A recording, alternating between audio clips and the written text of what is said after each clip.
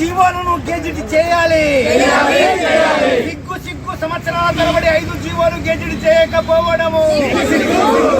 Gazette చేయాలి 5 జీవోలను.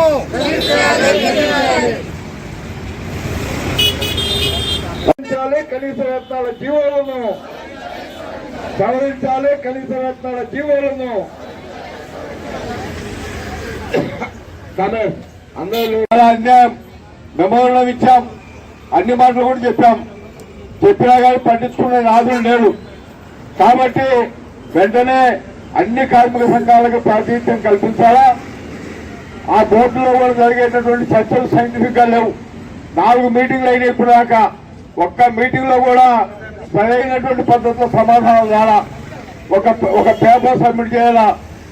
అంటే మే నెల వరకు మేము కంప్లీట్ చేస్తాం, మే నెలకు మేము ఉత్సవాలు చేసుకుందామని చెప్తా ఉన్నారు. కానీ మరి వాళ్ళ మార్చి అయిపోవస్తా ఉంది. మధ్యలో మిగిలింది ఏప్రిల్ నెల. ఎప్పుడవుతాయి ఇవన్నీ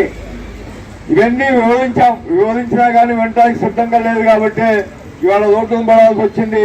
ఇవాళ ధర్నాకు మనం కూర్చోవాల్సినటువంటి పరిస్థితి ఏర్పడింది. కాబట్టి కామ్రేడ్స్, ఈ తక్కువ మందితో ధర్నాలు చేస్తే ఈ ప్రభుత్వం వినదు. ఈ పోరాటం నిరంతరం సాగాలి. దానికి సంబంధించి అన్ని ట్రేడ్ యూనియన్స్ కూర్చొని పోరాట కార్యక్రమాన్ని కూడా ముందుకు తీసుకోవడానికి వాళ్ళు సిద్ధపడతారు. దాని మీద మీరు ఆలోచన చేయాల్సినటువంటి అవసరం ఉన్నది.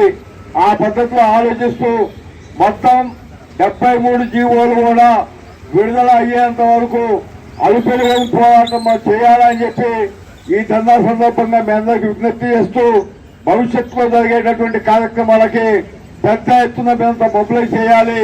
పెద్ద ఎత్తున పోరాటాల్లో పాల్గొవాలి. జైలు భరో కార్యక్రమాలు కూడా సిద్ధం కావాలి.